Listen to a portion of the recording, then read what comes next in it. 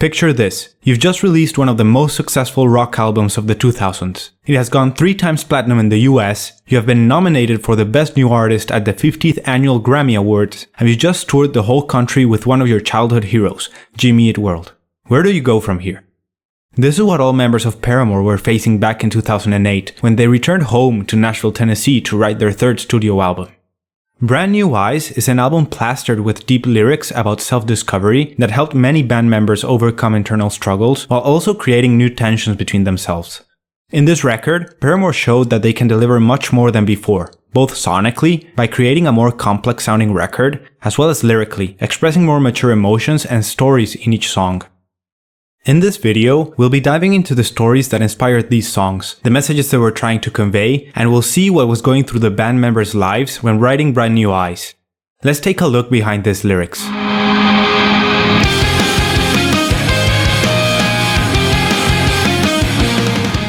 The opening track to Brand New Eyes sees Hayley finding her place in the world. She told Alternative Press that the song originally didn't have a specific meaning. She wrote the chorus in about 5 minutes. She said, when she finally got to the verses, the song ended up being about having to take a lot of risks in life in order to live fully.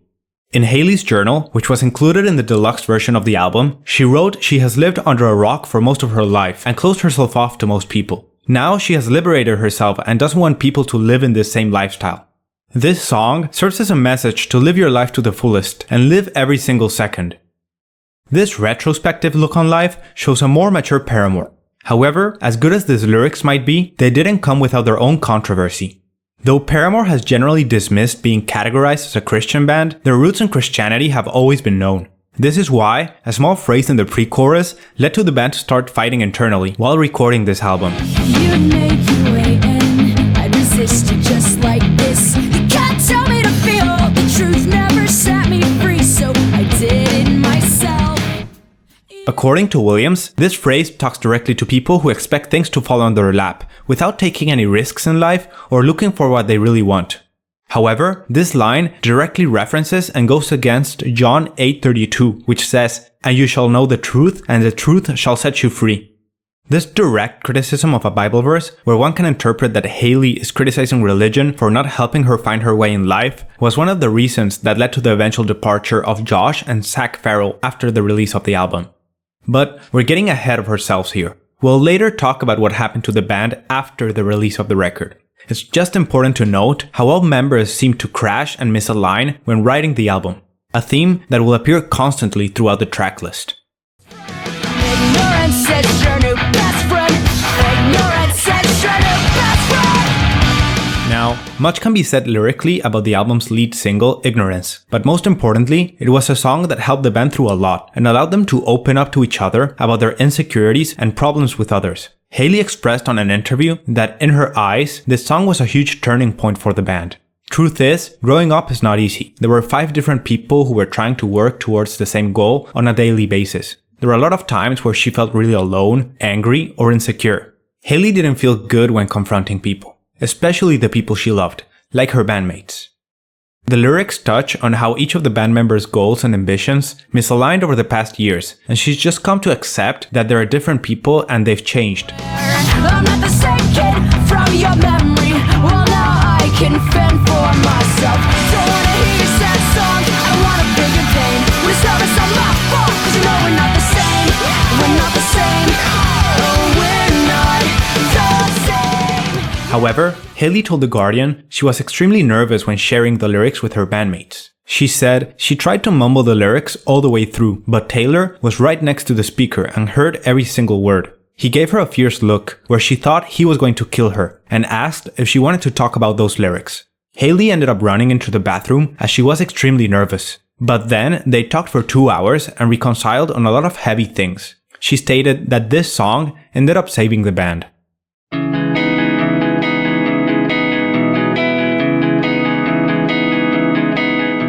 Playing God, which was released as the 5th single, at its core is a very angry song. Hayley's ripping at self-righteous people, ripping at her own bandmates, and anyone who's ever made her feel not good enough. Oh, you don't have to believe me, but the way I see it. Next time you point a finger, I might have to bend it back or break it off. it to the mirror. Hailey stated in an interview that this song has much more of a religion angle or background to it than any other song dealing with this subject might have. She has always been turned off by the spiritual and impersonal aspect of the Baptist church she grew up in. She says that it's important to get the log out of your own eye before pointing out a tiny splinter in your brother's. The Bible is meant to be a weapon against temptation and evil, not against your friend's personal choice to live outside your own limits that you've set for yourself.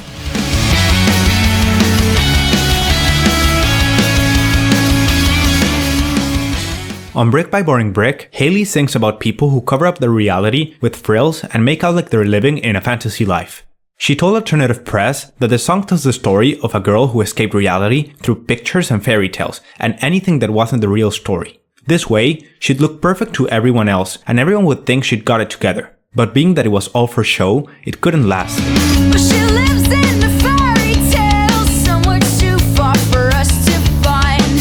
Forgotten the taste and smell of a world that she's left behind. The lyrics in the chorus picture her finally doing away with it all, burying everything she'd made up in her mind so she could face the real world for once. We'll go get the shovel, and we'll take a deep hole to bury the castle, bury the castle. In her journal, Hailey stated that a brick is such a traditional, tired, and plain boring representation of solidity. She wanted the whole song to have this sort of fairy tale vibe, only to twist the point she was trying to make in the song, which is she's living in a fake fairy tale. When thinking how she could really get that across in the song, Hailey decided to use a house, someone's safe place. Even in fairy tales, you can't forge a fort out of magic and fairy dust. You have to build it just as real and solid as a stupid old brick.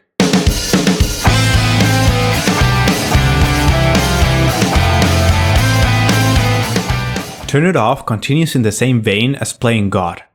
She wrote in her journal that in the years before the release of the album, it would be easier not to have faith in anything and see herself as someone who's alone and who lives in her own solitude. I scraped my knees while I was praying and found a demon in my safest haven. Seems like it's getting harder to believe in anything than just to get lost in all my selfish thoughts. This song also has a hopeful side to it.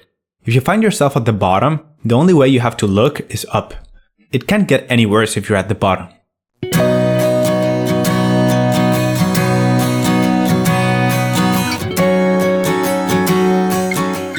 This hopeful look on life leads us directly to one of Paramore's greatest hits, The Only Exception, which was one of the first love songs Hailey had ever written. Her parents split up when she was just a child. She remembers walking out the door with her mom one night and standing between her parents and screaming at them, telling them to shut up, just to stop fighting. This shaped her view of love from a young age, not really believing in it and being afraid of it. And my mama swore that she would never let herself forget. And that was the day that I promised I'd never sing of love if it does not exist. However, this new person, most likely Chad Gilbert from New Found Glory, managed to break this closed-off image of love she had. She stated in her journal that despite having zero faith in love with no reservations, she has found it. She could hardly believe it. You are the only exception. I'd like to note that the artwork for The Only Exception features an empty locket, most probably representing Hailey's parents' divorce and Hailey's cynical views of love.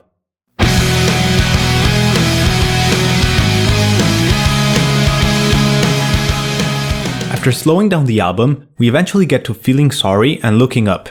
Feeling Sorry directly critiques people who waste their potential. Hailey told Alternative Press that the song was inspired by people around her who don't work hard for their dreams just because they think they're out of reach.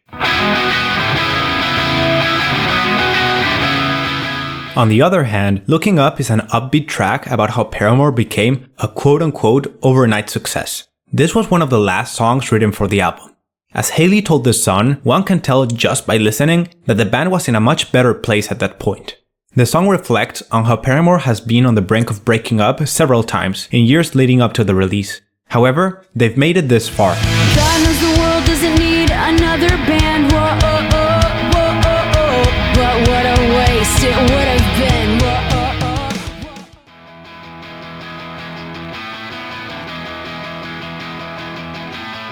The joy continues through where the lines overlap. As with other tracks on Brand New Eyes, this seems to address the interpersonal problems that the band members were having as they completed the Riot tour. However, unlike the following track, Misguided Ghosts, this song is a joyful expression of having lifted those dark feelings into the open and resolved the hardships. But the joy is not entirely without reservation.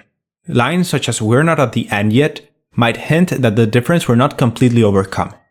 However, other interpretations have been shared, as Hayley stated on her journal that the song was about a long-distance relationship's positive outlook. Most possibly her relationship with Chad Gilbert, who lived in LA while she lived in Tennessee.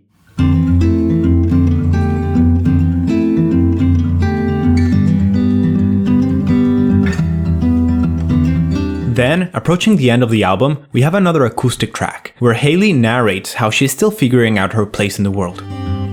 I'm just one of those ghosts, traveling endlessly. Don't need no roads. In fact, they follow me. Throughout this song, Hayley touches on the idea of how she's still figuring out herself, and does so by constantly making mistakes and learning from them.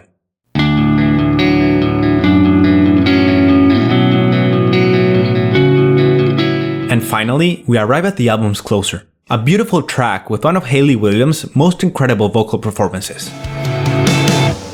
All I wanted was you. All I wanted was you. In her journal, she said that Chad Gilbert was leaving to tour for the first time since they started their relationship, and as a consequence, all sorts of insecurities were bubbling up to the surface.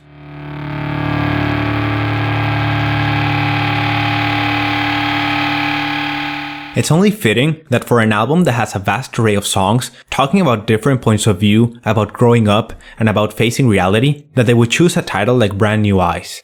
Hayley explained that Brand New Eyes was supposed to be a song on the record that contained the lyric, "I lost all my friends since they got brand new eyes." She told MTV News the concept is, in order for her band to move on to whatever's next, and also them personally as individuals in order to grow up, they needed to start seeing each other, seeing everything in a whole new perspective. Just trying to let go of whatever they might have struggled with in the past and just see each other in a new way. As for the artwork, it was inspired by a dead butterfly Hayley found in her backyard. It was only after writing the lyrics to Brick by Boarding Brick that they settled on the album cover.